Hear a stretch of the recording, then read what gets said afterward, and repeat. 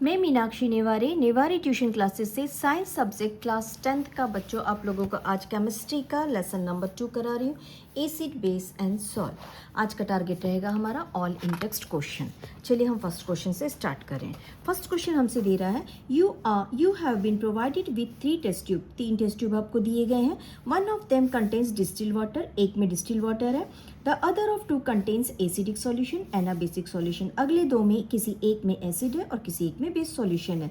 Respectively if you are given 1 red litmus, और आपको उसे चेक करने के लिए सिर्फ एक गिव रेड लिटमस पेपर, आपको ये रेड लिटमस पेपर दिया गया। How will you identify the content. बच्चों हमारा लेसन चालू होते ही ये हमारा फर्स्ट पेज का फर्स्ट क्वेश्चन है और यहाँ पर हमको लिटमस पेपर की हेल्प से इस क्वेश्चन को सॉल्व करना है। ठीक है, हम देखते हैं कि हमारे पास में 3 बीकर है। Let's beaker number A, beaker number B and beaker number C. हमारे पास में 3 बीकर है और साथ में हमको दिया है एक रेड लिटमस पेपर। ठीक है, हम क्या करेंगे ना बच्चों कि सबसे पहले इस रेड लिटमस पे ए को डाल के देखेंगे, बी को डाल के देखेंगे एंड सी को डाल के देखेंगे। जैसे हमने ए, बी या सी तीनों को सेपरेट डाला। कैसे डाला हमने? सेपरेट डाला। जैसे हम सेपरेट डालते किसी एक से ये जो रेड है ये हो जाएगा ब्लू में टर्न हो जाएगा। जैसे ये ब्लू में टर्न होता है तो ये क्वालिटी किसकी होती है? ये क्वालिटी होती है बेसिक की। यानी हमको पता चल गया कि हमारे पास इन तीनों में से कोई एक जो है वो बेस है। ठीक है, हमारे पास 1 को आइडेंटिफिकेशन मिल गया कि हमने किसी एक को बेस देख लिया। ठीक, अब बचा था suppose let's a is a base.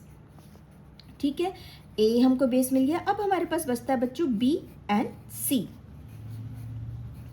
ठीक, हम क्या करते हैं ना, ये जो हमारे पास में हमको ए मिला है, ये जो ए लिटमस मिला, ए बी का हमको सॉल्यूशन मिला है, हम क्या करते हैं इसको दोनों में थोड़ा सा ड्रॉप करते हैं। ठीक है, ये क्या था? सपोज ये था डिस्टिल वाटर और ये था बेस, क्योंकि हम चेक कर चुके हैं तो ये एसिड था। जैसे हमने एसिड में बेस डाला ना बच्चों, तो आगे हम पढ़ने वाले हैं कि एसिड और बेस दोनों भी मिलके क्या हो जाते हैं? सॉल्ट बन जाते हैं। और सॉल्ट क्या होता है? न्यूट्रल होता है। यानी कि ना तो ये एसिड का कैरेक्टरिस्टिक फीचर देगा, ना ही बेस का कैरेक्टरिस्टिक फीचर्स देगा। अब ठीक है, जैसे हमने इसमें ए को डाला और इसमें ए को डाला, क्योंकि डिस्टिल वाटर था तो जैसे ही हमने ए को डाला बच्चों तो ये नेचुरली क्या बन गया? डिस्टिल वाटर के साथ मिलकर बेसिक सॉल्यूशन बन गया। अब हम वापस से एक बार वापस से इन दोनों को लिटमस टेस्ट करते हैं। ठीक है, जैसे हमने इसमें वापस से लिटमस टेस्ट किया तो क्योंकि ये सॉल्ट बन चुका, न्यूट्रल है, तो ये लिटमस पेपर पर कोई इफेक्ट नहीं करेगा। मैंने क्या कहा? बी को सपोज टू बी एसिड मानते, तो ये इस लिटमस पे कोई इफेक्ट नहीं करेगा। लेकिन सी, जिस पर अभी हमने बेसिक ऐड किया था, कौन सा वाला? जो ए में था, उसको हमने यहाँ पे ऐड किया था, वो वापस ही इस रेड लिटमस को ब्लू में टर्न कर देगा। यानी कि हमको ये पता चल जाएगा कि डिस्टिल वाटर कौन है जिसमें हमने बेसिक ऐड किया था। तो चलिए इसको हम आंसर फॉर्म में लिखते हैं। Let's start our answer.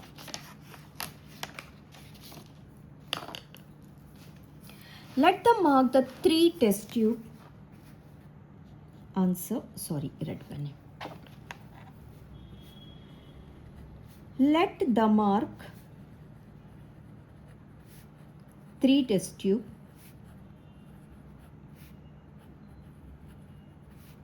A, B and C। ये हमारा फर्स्ट स्टेप हो गया। सेकेंड स्टेप में क्या करेंगे बच्चों? हम इन तीनों टेस्ट ट्यूब से एक ड्रॉप सेपरेट लिटमस पेपर में लेंगे। एक ही कॉमन लिटमस पे नहीं, सेपरेट लिटमस पेपर पे लेंगे। ठीक है, now right your answer. Put the solutions separately on red litmus paper।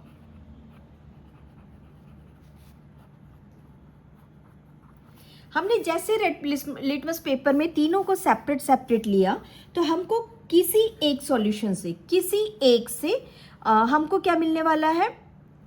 Red litmus blue होने वाला है। तो उसको हम लिखते हैं if either of them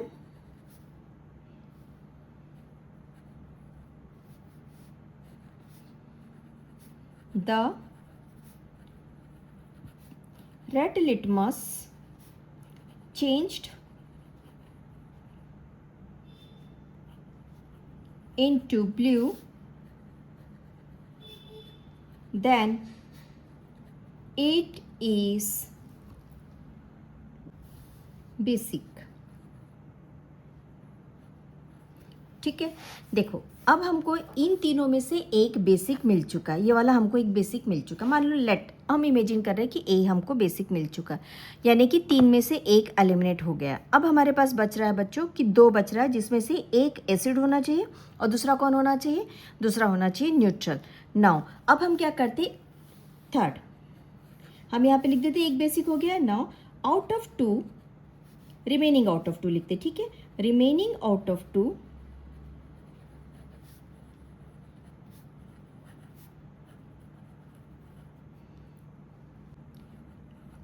add the basic solution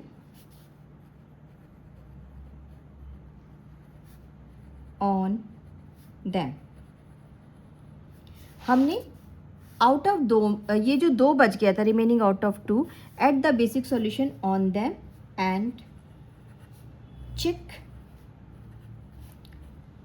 litmus test. बहुत ही सिंपल वर्ड्स में आप लोग को ये आंसर लिखा रही हूँ बच्चों कि अब जो दो बच गए थे उसमें हमने वापस से सॉल्यूशन ए को डाल दिया बी और सी में। ठीक है, if the one again changed red litmus into blue,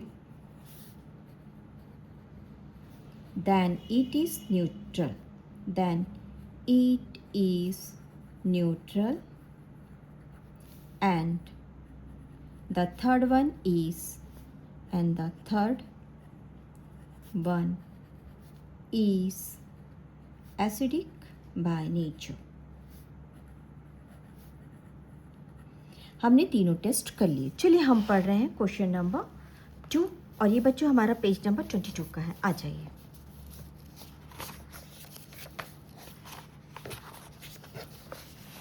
start.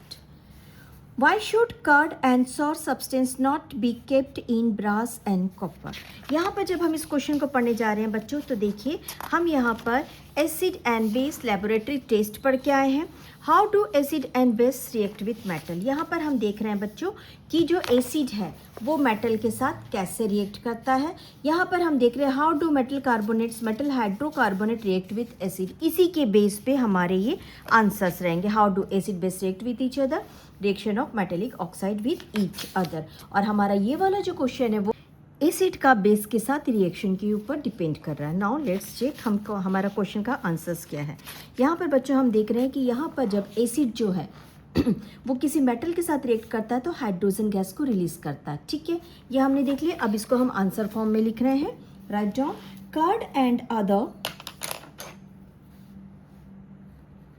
Curd and other source substance contains acid।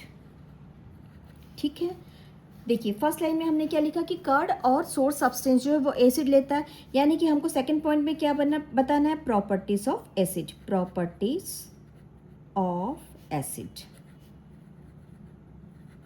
ठीक है, हम प्रॉपर्टीज ऑफ एसिड में क्या बता रहे हैं कि जब हम किसी एसिड को किसी कंटेनर में रखते हैं जहां पर वो मतलब मेटल के कंटेनर में रखते हैं जहां पे वो मेटल के साथ रिएक्शन करता है, तो हम इसका प्रॉपर्टीज किसके साथ बता रहे हैं, विथ मेटल। ठीक, write down your our answer. Therefore when they are kept in brass and copper,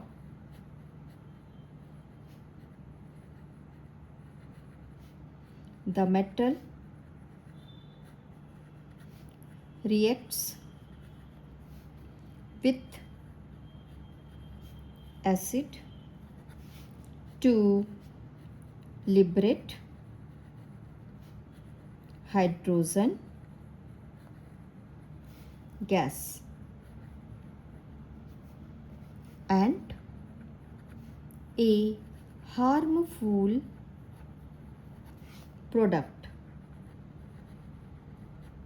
therefore spoiling by food.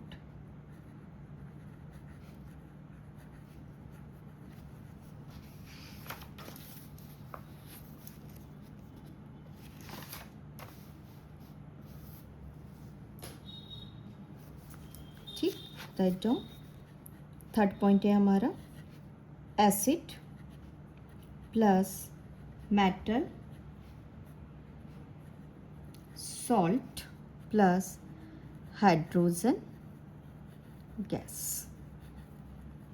Done. चलिए हम करें question number 3। Which gas is usually liberated when an acid reacts with a metal? Illustrate with an example. How will you test for the presence of this gas?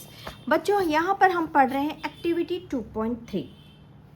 ठीक है, हम क्या देख रहे हैं? हम देख रहे हैं एक्टिविटी 2.3। एक्टिविटी 2.3 में हम देखते हैं कि यहाँ पर एक स्टैंड है, यहाँ पर एक टेस्ट ट्यूब है, ठीक है, और यहाँ पर एक सोप सॉल्यूशन है। ठीक है, टेस्ट ट्यूब में उसने क्या क्या रखा? टेस्ट ट्यूब में रखा बच्चों जिंक प्लस H2SO4। जिंक के कुछ ग्रैन्यूल्स रखा है, H2SO4 से रिएक्शन कराता है। रिएक्शन कराने पर यहाँ पर हमारे पास में हाइड्रोजन गैस रिलीज हो रही है। आइए थोड़ा सा हम इसको आंसर फॉर्म में अटेम्प्ट करते हैं। ठीक है, आप लोगों ने देख लिया हम क्या कर रहे हैं, हम यहाँ पर इस पूरे प्रैक्टिकल को कर रहे हैं। इस कौन सा वाला आंसर को अटेम्प्ट करने के लिए question number 2 page number 22। Let's start the answer. Write down. मैंने आप लोग को ये पूरा अप्रेटिस कैसा होना चाहिए समझा दिया। एक स्टैंड पे हमने टेस्ट ट्यूब लिया है, टेस्ट ट्यूब पे ग्रीन जिंक ग्रैन्यूल्स है, H2SO4 का रिएक्शन कराने पर हाइड्रोजन गैस रिलीज हो रही है। सबसे पहले हम बच्चे एक काम करते हैं, रिएक्शन लिख देते हैं। राइट डाउन रिएक्शन H2SO4, इसमें हमने जिंक ग्रैन्यूल्स को ऐड किया। नाउ जिंक ग्रैन्यूल्स क्या बनाएगा बच्चों? क्योंकि जिंक जो है इस वक्त हाइड्रोजन से ज़्यादा रिएक्टिव है, इसलिए जिंक क्या करेगा? हाइड्रोजन को यहाँ से डिस्प्लेस करेगा। प्रीवियस लेसन में हम ये पढ़ कर आए हैं। नाउ जिंक बनाएगा जिंक सल्फेट, ठीक है, और साथ में क्या करेगा? हाइड्रोजन गैस को रिलीज करेगा। आइए हम इसको थोड़ा सा बैलेंस करते हैं। यहाँ पर हाइड्रोजन हमारे पास में 2 है, यहाँ पर 2 है बच्चों, लेकिन यहाँ पे सल्फर 2 होने के कारण हम इसको 2 कर लेते हैं और यहाँ पर हाइड्रोजन को हम 2 कर लेते हैं। Zinc 1 zinc 1 done. ये रहा हमारा इक्वेशन। ठीक है, ठीक है, अब हमको क्या लिखना है? यहाँ पर हमको ये लिखना है कि हम यहाँ पर रिएक्शन करा रहे हैं, उस एक्टिविटी को कंप्लीट आंसर्स के फॉर्म में लिखना है, जहाँ पे हमारा आंसर क्या होना चाहिए? Which gas is usually liberated. हमने देख लिया hydrogen gas is liberated. First का आंसर मिल गया। ठीक है, liberated when an acid reacts with a metal. अब हमको ये बताना ये जो एसिड है ये इस मेटल से रिएक्ट कर रही है। Illustrate with an example. हमको इस पूरे एग्जाम्पल के साथ में आंसर लिखना है। Take few pieces of zinc granules and add 5 milliliter of dilute H2SO4. Shake it and pass the gas produced into a soap solution.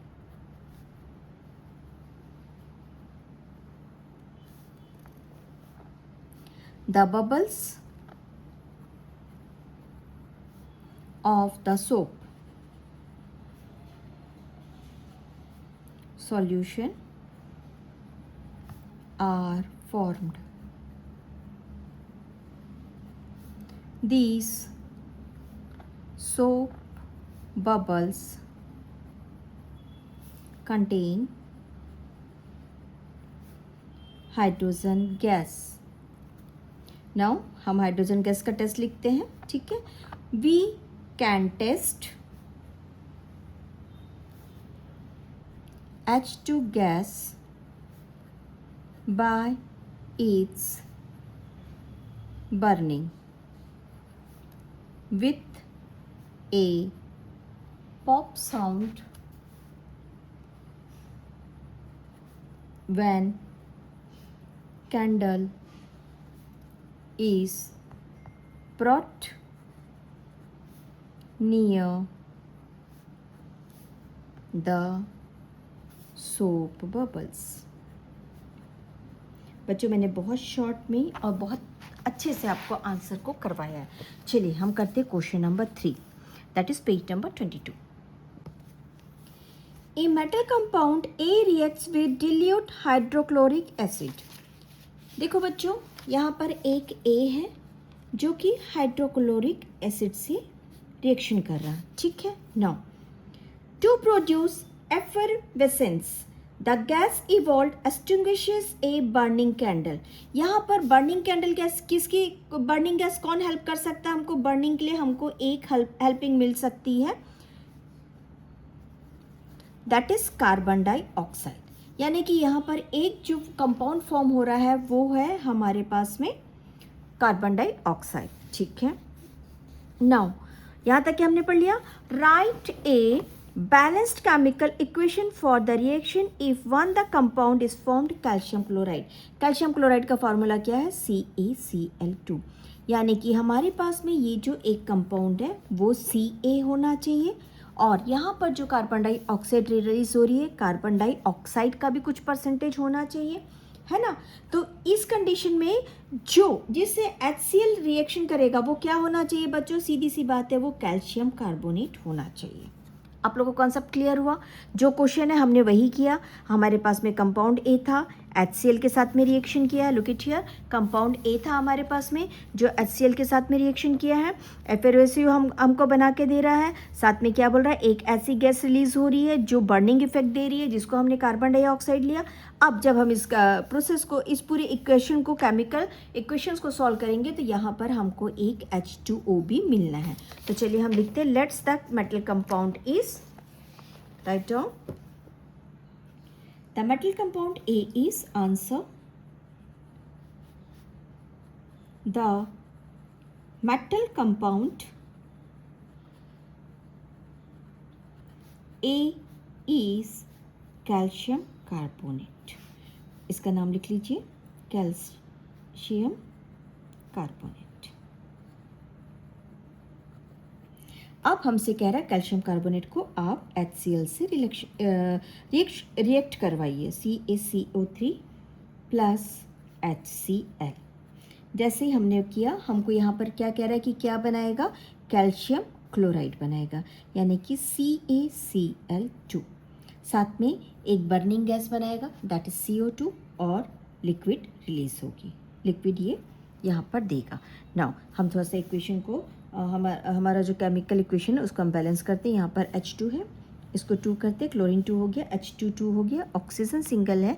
यहाँ पर हमारे पास में ऑक्सीजन बच्चों 1 2 3 3 डन। इससे ज़्यादा हमको यहाँ पर बैलेंस करने की ज़रूरत नहीं है। इसका है ना हम नाम लिख लेते हैं, that is calcium carbonate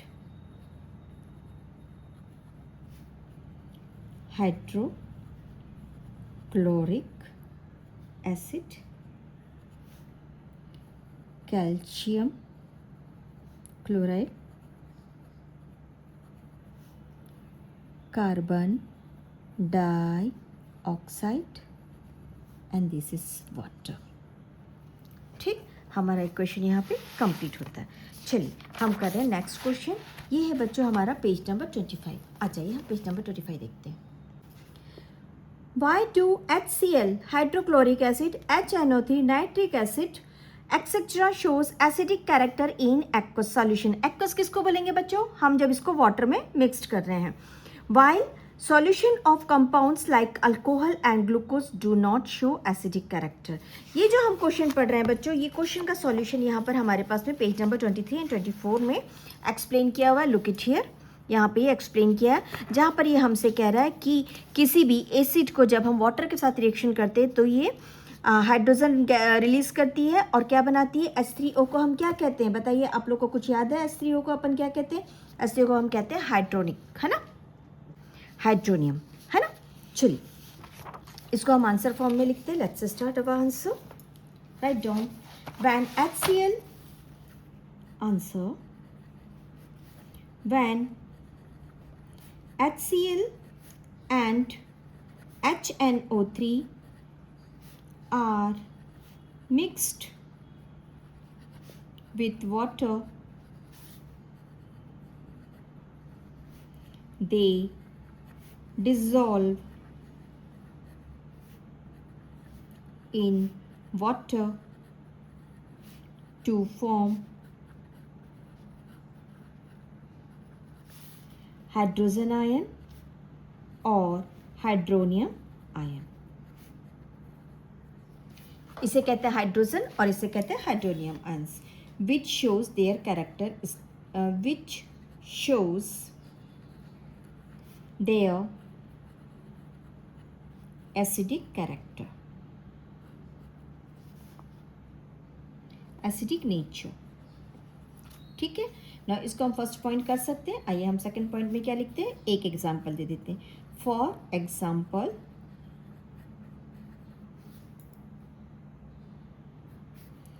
HCl, अच्छा एक काम करते हैं, एरो के लिए बना देती हूँ. H plus and Cl minus को रिलीज करेगा, Cl माइनस को रिलीज करेगा, और ये जो H प्लस है, ठीक है, ये H2O में हो जाएगा ऐड. ठीक है, तो H2O plus H plus equals to that is H3O positive. और आप यहाँ पे लिख सकते हैं HCl प्लस H2O हमको क्या दे रहा है बच्चों, यहाँ पर ये हमको दे रहा है H3O और ये Cl को रिलीज कर रहा है. ठीक है ना, हम इसे इस तरीके से भी लिख सकते हैं. आइए हम थर्ड पॉइंट में सेकंड सेक्शन को इसका सेटिस्फाइड करते हैं. क्या कह रहा है सेकंड सेक्शन, कि अल्कोहल और ग्लूकोज जो है वो पानी में क्यों नहीं मिक्सड होते. ठीक है, write down when alcohol and glucose are mixed with water, then they do not dissolve to form ions. Hence, they do not show acidic character.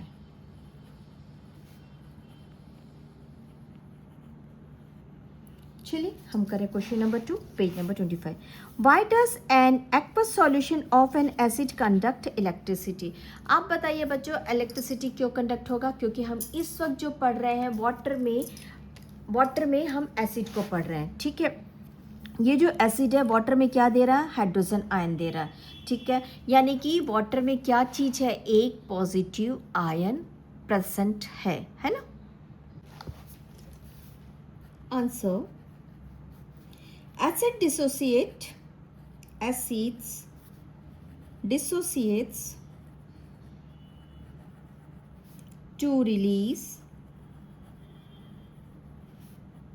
H plus ions, and an anion when dissolved in water, when an electric current is passed through an aqueous solution. The ions move towards the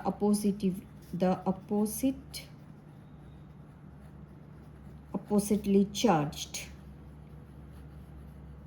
terminals of the battery या फिर switches. ठीक है बच्चों, है ना. thereby conducting electricity. Perfect answer, conducting electricity. चलिए हम कर रहे हैं question number 3, page number 25. Why does dry HCl gas not change the color of and dry litmus paper? The dry litmus paper. बताइए बच्चों क्यों ड्राई वर्ड यूज़ कर रहा है. हम अभी जितनी भी चीज़ें पढ़ रहे हैं यहाँ पे हाइड्रोजन आयंस का रिलीज पढ़े हैं. यहाँ पर हाइड्रोजन आयंस का रिलीज जो हमने पढ़ा है कब पढ़ा है, एक्वस कंडीशन में. एक्वस कंडीशन अगर नहीं रहेगा तो H+ आयन ही रिलीज नहीं होगा. देयरफॉर कोई भी वहाँ पर रिएक्शंस हमको देखने के लिए नहीं मिलेंगे. ठीक है, तो इसको आंसर फॉर्म में लिखते हैं. आंसर सबसे पहले हम ड्राई HCl के बारे में लिखेंगे. Dry HCl gas does not release hydrogen ions.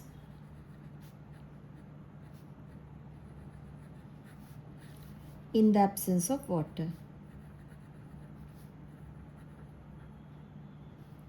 In the absence of water. ये हमने बता दिया. अब हम एसिड की प्रॉपर्टीज बताते हैं बच्चों. An acid shows its characteristic acidic behavior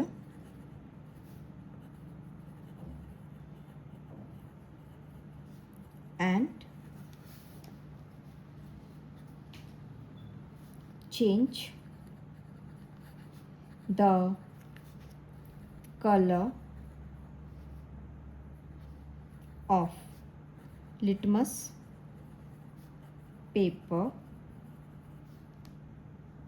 when it release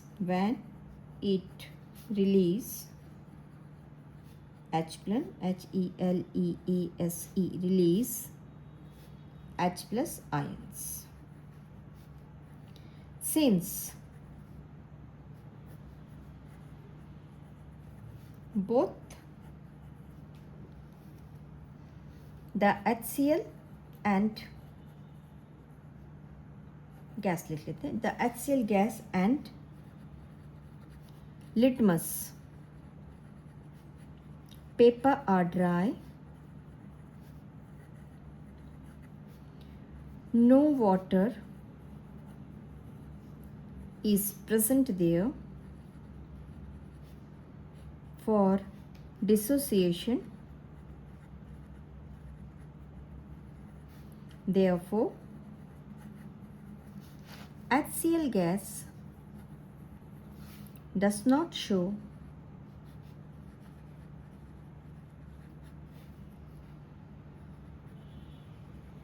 acidic properties and does not change the color of dry litmus paper. चलिए क्वेश्चन नंबर 4 पेज नंबर 25. ठीक है, start. While diluting an acid, why is it recommended that the acid should be added to water and not water to the end? देखो बच्चों, ये हमारे पास एक beaker है, ठीक है। हमने इसमें लिया है एसिड, ठीक है। और ये हमारे पास दूसरा बीकर है जिसमें हमने लिया है वाटर। अब हमारे पास क्वेश्चन क्या कह रहा है, the acid should be added to water. Acid को वाटर में ऐड करना है, यानी कि आप जो यहाँ पर ड्रॉप्स डाल रहे हैं वो एसिड का है, ठीक है। और ये हमसे कह रहा है कि वाटर को एसिड में नहीं डालना, यानी कि ये जो वाटर है इसको एसिड में नहीं डालना है। क्यों? आपको कॉन्सेप्ट क्लियर है कि हमसे क्या कह रहा है? हमसे कह रहा है कि वाटर में एसिड को धीरे धीरे ऐड करना है, not water to acid. Water को एसिड में नहीं करना है। क्यों नहीं करना है? क्योंकि आप लोगों ने प्रीवियस इसमें पढ़े थे एंडोथर्मिक एंड एक्सोथर्मिक, ठीक है। एंडो और एक्सोथर्मिक पढ़ने के समय हमने देखा था कि एंडो जो है वो एटमॉस्फेयर से एनर्जी लेता है, और एक्सोथर्मी जो है वो रिएक्शन में एनर्जी को रिलीज करता है। ये एनर्जी एब्जॉर्ब कर रहा है, ये एनर्जी रिलीज कर रहा है। एनर्जी यहाँ पर इन दोनों का जो रिएक्शन है बहुत ज़्यादा एक्सोथर्मिक है, और ब्लास्ट होने की कंडीशन लायक वो एनर्जी रिलीज करता है। इसलिए हमको क्या करना है, पहले वाटर को, क्योंकि जो कूल है, कूलेंट का काम करेगा, उसमें धीरे धीरे एसिड को मिक्स करना है, जिससे कम परसेंटेज में एनर्जी रिलीज हो, ब्लास्टिंग जितना एनर्जी रिलीज ना हो, ठीक है। तो आइए अब हम इसको आंसर फॉर्म में लिखते हैं। The process of dissolving, right on your answer, the process of dissolving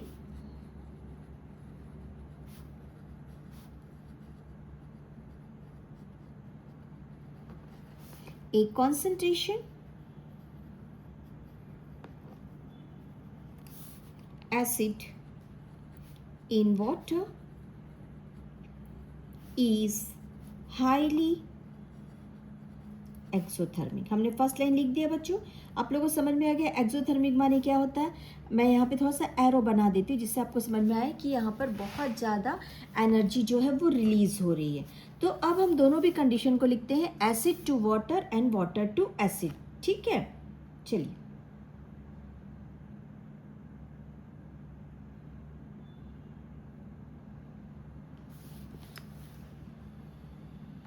acid to water. It is recommended to add acid to water slowly with constant stirring. This allows the large volume of water to absorb the heat evolution safely. आप लोग को concept अब clear हो गया ना कि ज़्यादा पानी रहेगा तो धीरे धीरे सारे एवोल्यूशंस को वो सेफली एब्जॉर्ब करता जाएगा। Now water to acid, why water to acid?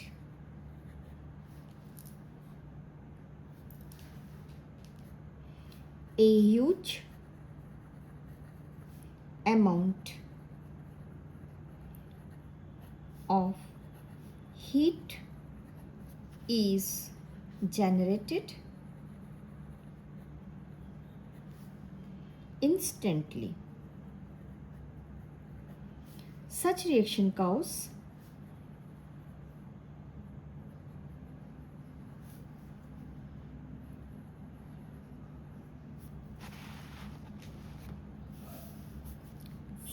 several acidic burn or splash out.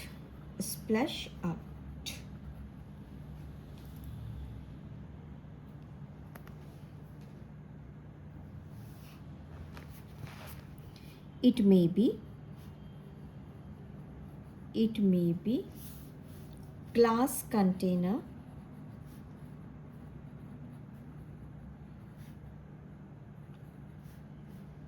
to break due to excessive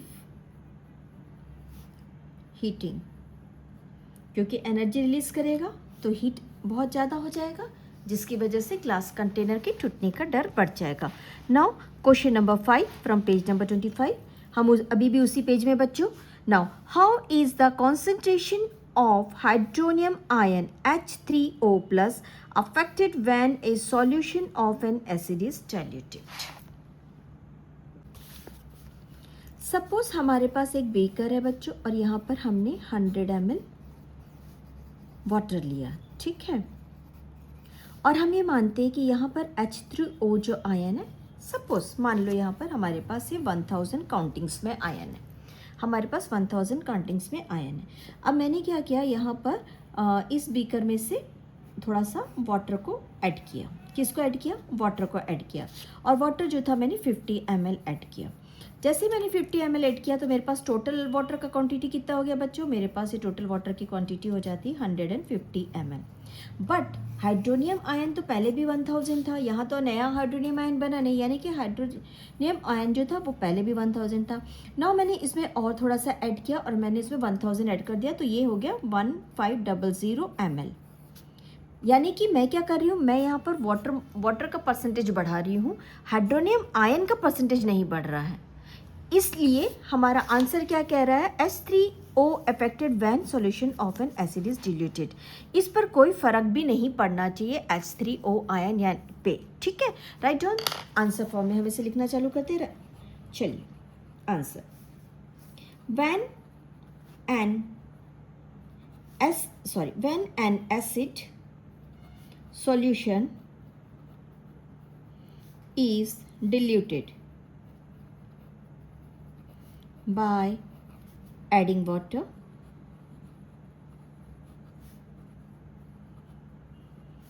the concentration of H3O ions decreases. क्यों डिक्रीजेस होगा? जैसे मैंने अभी कहा कि मैं वाटर का परसेंटेज बढ़ाती जाऊंगी, मैं इसमें और 1000 ऐड करूंगी, मैं इसमें और 1000, बट मेरे पास जो H3O आयन था वो तब भी 1000 ही रहना है जितना कि मैंने उसे लिया है, ठीक है. इसलिए H3O आयन जैसे जैसे हमारा सॉल्यूशन को हम डाइल्यूट करते जाएंगे, सॉल्यूशन डिल्यूशन बढ़ता जाएगा, लेकिन H3 आयन जो है वो उसके परसेंटेज में, रेशियोज में कम होगा, ठीक है. This is because this happens because the number of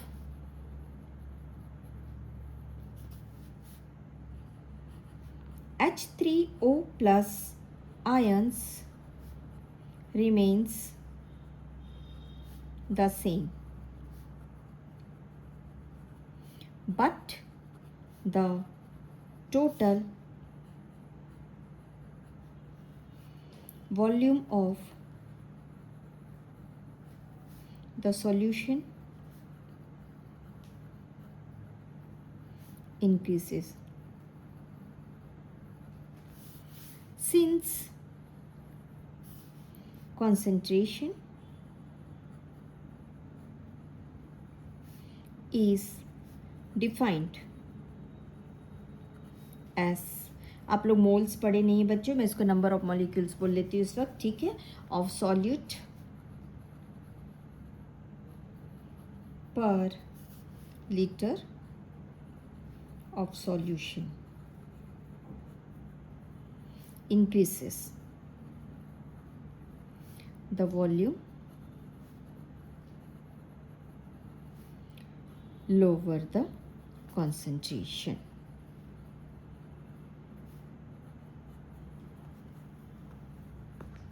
ठीक है.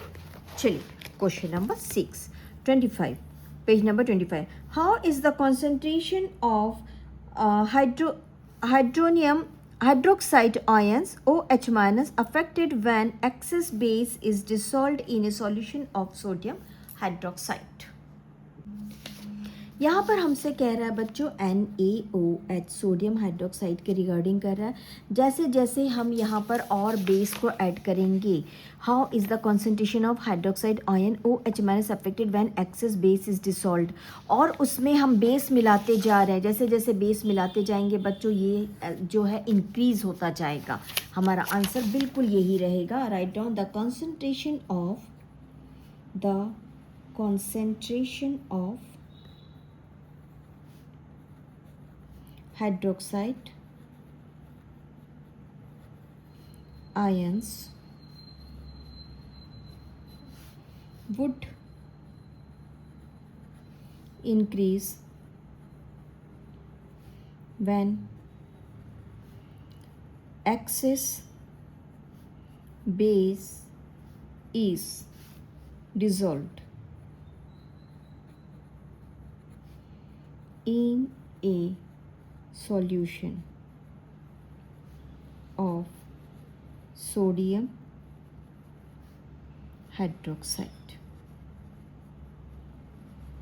चलिए हमारा नेक्स्ट क्वेश्चन रहेगा बच्चों पेज नंबर 28 से। ठीक है, page number 28। You have to solution A and B। आपके पास में दो सॉल्यूशन है, ये रहा A और ये रहा B। ठीक है, now this is A and this is B। The pH of solution A is 6। इसका जो pH वैल्यू है बच्चों वो 6 है, and the pH of solution B is 8, और इसका जो सॉल्यूशन है pH वो 8 है। ठीक है, नाउ pH 8 है, solution has more hydrogen.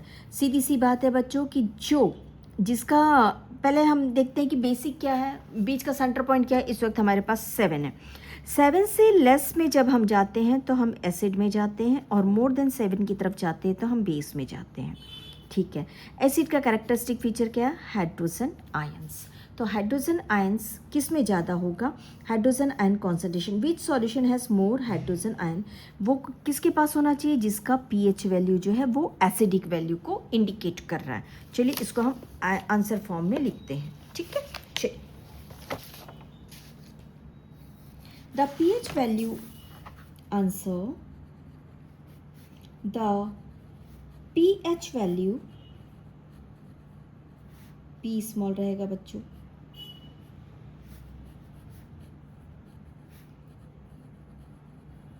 H capital रहेगा, of less, the which value of less than 7 indicate an acidic solution, while greater than 7 indicates a basic solution. Therefore, the solution with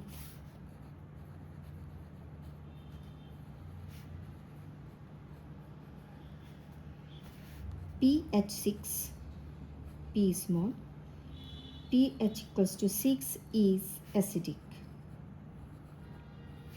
and has more hydrogen ions concentration than the solution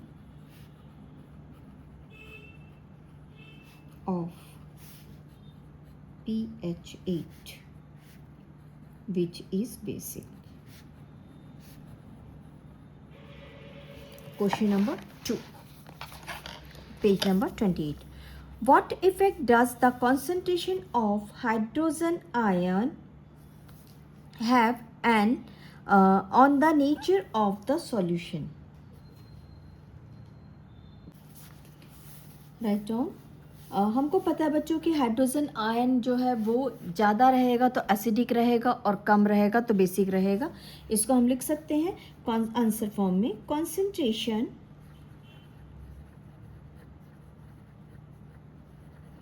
of hydrogen ion can have a varied effect on the nature of the solution. चलिए reason देंगे. With an increase in H plus ion concentration, the solution becomes more acidic. While जब कम होगा तो क्या हो जाएगा? While a decrease, जैसे ही कम होगा बच्चों, डिक्रीज होने के साथ में हाइड्रोजन आयन के कारण ये बेसिसिटी शो करेगा. ठीक है. H plus ions while a decrease of H plus ion causes an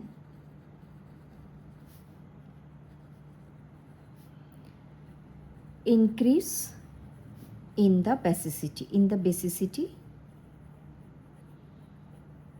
of solution.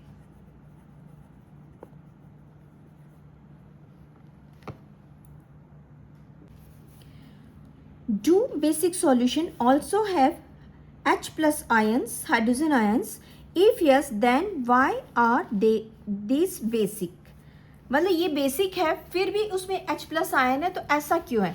हम ये बोल सकते हैं कि कंपैरेटिवली वाटर में डिसॉल्व करने के बाद हाइड्रोजन आयन जो है OH माइनस आयन के कंपैरिजन में, देखो बेसिसिटी आयन की प्रॉपर्टीज क्या है? OH माइनस आयन की ज़्यादा क्वांटिटी, ठीक है, मोर क्वांटिटी, और हाइड्रोजन आयन की लेस क्वांटिटी. आइए इसको आंसर फॉर्म में लिखते हैं. Yes, basic solution has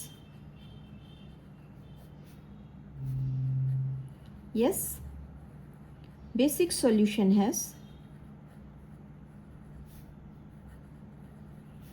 H plus ions. However, their concentration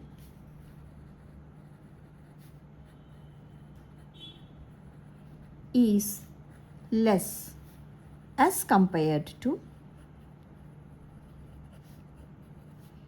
the concentration of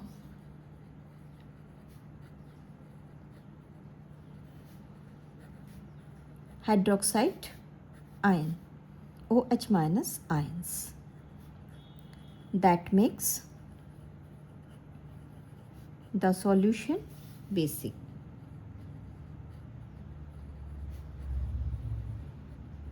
चलिए हम पढ़ रहे question number 4. Under what soil condition do you think a farmer would treat the soil of his field with quicklime calcium hydroxide? Quicklime क्या है? Calcium hydroxide. और स्लैकलाइम calcium hydroxide और chalk calcium carbonate. ठीक है. Under which condition? चलिए करते हैं.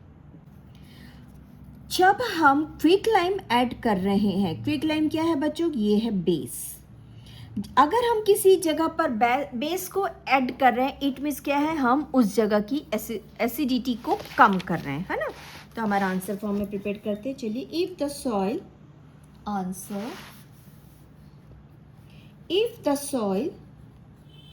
हम क्या कर रहे हैं? एसिड को कम करने के लिए बेस को ऐड कर रहे हैं, तो उसे हमें लिखना है if the soil is acidic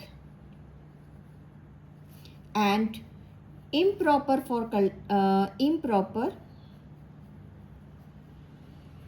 for cultivation, then to increase the basicity of soil, the farmer would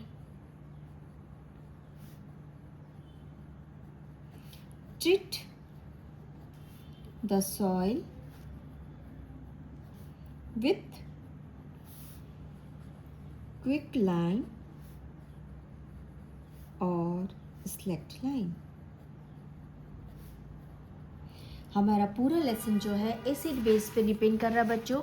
आप जहाँ पर भी अटके आपको सिर्फ प्रॉपर्टीज़ को आइडेंटिफाइड करना है और वहाँ पर उसके एसिडिक और बेसिक नेचर के रिगार्डिंग ही आंसर अटेम्प्ट करना है. ठीक है. What is the common name of the compound? That is page number 33. आ जाइए, पेज नंबर 33 का कौन सा आंसर हम देखते हैं. क्वेश्चन है, सॉरी, कौन सा क्वेश्चन है? Page number 33. Look it here. Okay, last page बच्चों, एक्सरसाइज से पहले का page. What is the common name of compound? Calcium oxychloride. चलिए हम देखते हैं पीछे. कैल्शियम ऑक्सीक्लोराइड किसको कह रहा है बच्चों? Calcium oxychloride that is bleaching powder. ठीक है. चलिए right down your answer fast. हम इसी में से क्वेश्चन देखते हुए आगे बढ़ते बच्चों. The common name, the common name of calcium oxychloride CaOCl2 is bleaching powder. Bleaching powder क्या है बच्चों? एक अच्छा ऑक्सीडेंट है ना, bleaching powder. Next question. Name the substance which on treatment with chlorine yield bleaching powder. हमको उस substance का नाम बताना है बच्चों जिसमें हम क्लोरीन पास कराने पर उसमें name the substance which on treatment with chlorine, chlorine के साथ उसका ट्रीटमेंट कराने पर हमें वो नया सब्सटेंस देता है. तो चलिए उसे लिख लेते हैं हम.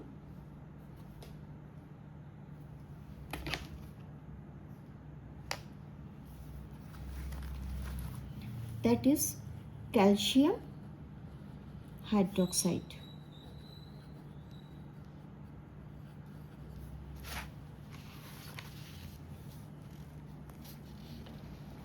Yes. Write down CaOH twice plus Cl2. Chlorine pass कराने पर हमको CaOCl2 plus H2O मिलता है. Next question. Name the solution compound which is used for softening hard water. Hard water को सॉफ्ट करने के लिए हम जिस कंपाउंड को यूज़ करते हैं हमको उसका सिर्फ नाम बताना है. ठीक है. Write down. Sodium carbonate, sodium carbonate, Na2CO3 और वॉशिंग सोडा. वॉशिंग सोडा में इसमें प्रॉपर्टीज़ क्या है बच्चों? इसमें वाटर मॉलिक्यूल्स ऐड हो जाता है. Write in your answer form. Na2CO3 0.10 molecules water का which is used for softening hard water. Now question number 4, page number 33. What will happen if a solution of sodium hydrocarbonate is heated? Give the equation of the reaction. चलिए हमको इसका equation का reaction दे. सबसे पहले हम एक काम करते हैं, पूरा इक्वेशन दे देते हैं सोडियम हाइड्रोकार्बोनेट का. That is NaHCO3. इसे क्या किया बच्चों? आपसे क्या कह रहा है? सोडियम हाइड्रोकार्बोनेट को हीट करना है. इसे हमने हीट प्रोवाइड किया तो ये सोडियम कार्बोनेट में सबसे पहले ब्रोक डाउन होगा, डिकम्पोज होगा. तो राइट डाउन Na2CO3. ये डिकम्पोज हो गया. नाउ डिकम्पोजिशन के समय में क्या है, यहाँ पे हाइड्रोजन भी है, ऑक्सीजन भी है, तो सीधी सी बात है यहाँ पे वाटर मॉलिक्यूल्स तो बनना ही है. क्योंकि कार्बन और ऑक्सीजन दोनों है तो कार्बन डाइऑक्साइड भी बनना ही है. चलिए इसको थोड़ा सा बैलेंस कर लेते हैं हम. यहाँ पे सोडियम 2 दिख रहा है और यहाँ पर सोडियम 1 दिख रहा है बच्चों. तो यहाँ पर हम 2 करके बैलेंस करके चेक करते हैं. ऑक्सीजन 3 + 3 6 हो गया. यहाँ पर भी 6 हो गया. हाइड्रोजन यहाँ पे 2 है, यहाँ पर हाइड्रोजन 2 हो गया. डन. ये हमारा बैलेंस फॉर्म हो गया. आइए इसको आंसर फॉर्म में भी लिख लेते हैं. When sodium hydrogen hydrocarbonate is heated, then sodium carbonate and water formed. हमने यहाँ पर अभी कार्बन डाइऑक्साइड को क्यों नहीं लिखा बताइए? along with this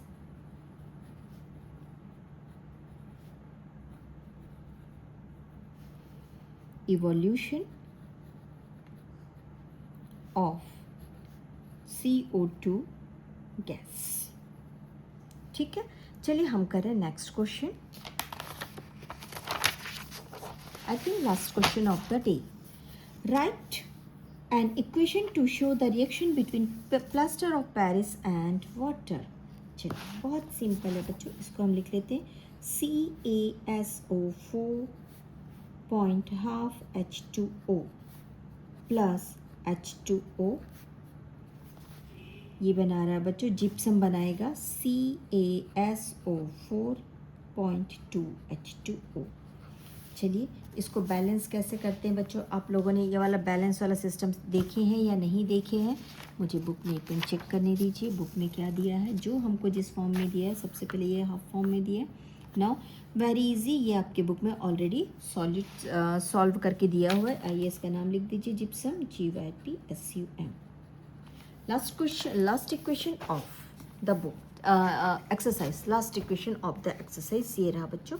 plaster of Paris को जब आप वाटर के साथ ट्रीट कराते हैं तो आपको क्या मिलता है, ये हमको यहाँ पे बता रहा है.